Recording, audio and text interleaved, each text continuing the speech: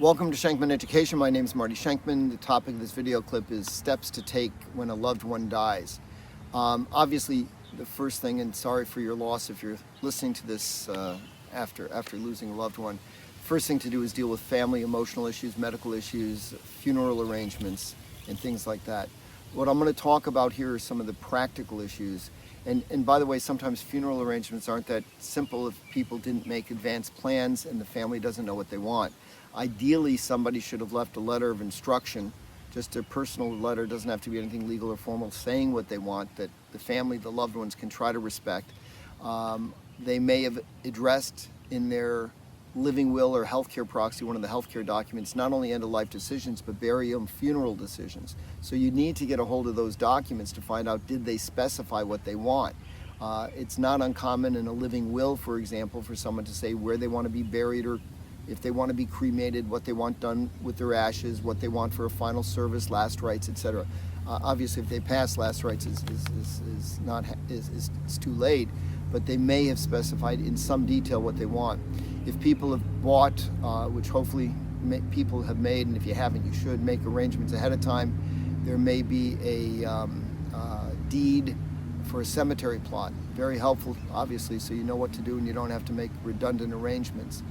Once the funeral and burial is done, and by the way, another point, in the will, and it could be in a revocable trust, but it's more really apt in a will, they may specify funeral arrangements. So for example, if you're Hindu and you want your body flown to India to be cremated there, it's expensive. So a lot of times, if you're a Baha'i and you want a particular type of casket that could be costly, and to be buried near where your place of death is, which I believe is customary for some, you may want to have the information of what's in the will, because that authorizes the executor or personal representative to make payments for those things. So very important to address that as well. Once those arrangements are completed, there's a whole bunch of practical stuff that you have to do, and you really need to think about the steps to address. So for example, if the decedent was living in a home, an apartment, change the locks, get a new alarm or change the alarm code. Now you really need to be the authorized person to do that, but there's no way to know, especially if someone was on in years and passes, how many people did they give keys to their apartment or home? Who did they give the alarm code to? So to secure the premises, that's really important to do. One of the things that I've recommended, and you know, unfortunately there's so many family fights, defining family however you choose. I've had the estate hire independent companies to come in that do an inventory, I mean down to spoons and forks. They will document every single physical item in the apartment or home. Now, yes, if you have a really large estate and valuable art collections, that's really important. You know, maybe they had an inventory, maybe they didn't. But it's not only about the dollars, it's about the family dynamics or the dynamics of the loved ones. You know, one kid may go into the apartment or one heir and just ransack it, taking the things that are the most valuable, and sometimes not even the valuable things, but the things that have the sentimental value. So getting an inventory of everything right away before anyone can start looting the apartment is really important. And that happens far more often than you imagine. So get control over the physical apartment. If there's a vacation home or multiple homes, you want to do that everywhere. You need to confirm and address insurance. What kind of insurance did the decedent have? You may be required under the insurance policy within some number of days to inform them of the death of the decedent.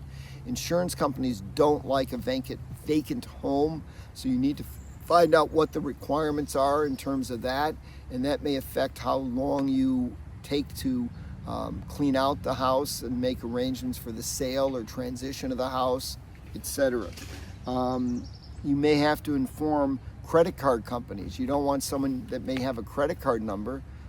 It's not uncommon, especially with so much being done online, that somebody's given their credit card credentials to somebody. You need to inform all the credit card companies to freeze the cards. So the estate still should pay the outstanding balance, but you don't want new charges going on, and who could do that and who may have access.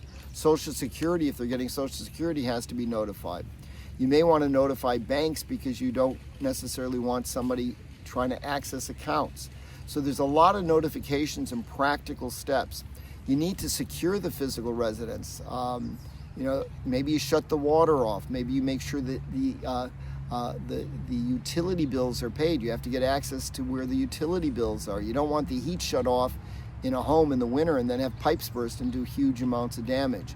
So apart from just the legal aspects of what you may need to do, what we've tried to do in this brief video clip is go through a lot of the practical aspects. And every estate's different, every decedent's different, everyone has different stuff going on. You need to really think these ideas through broadly in terms of the particular person and the particular circumstances. So the bottom line is, yes, you have to deal with all the legal issues, and there's other video clips on that, but you'll also need to address a lot of the personal issues unique to that person that passed to avoid further complications and hassles later. Thank you for joining me, and please keep in mind that all the video clips are for educational purposes only. Don't take any action without professional advice. Thank you.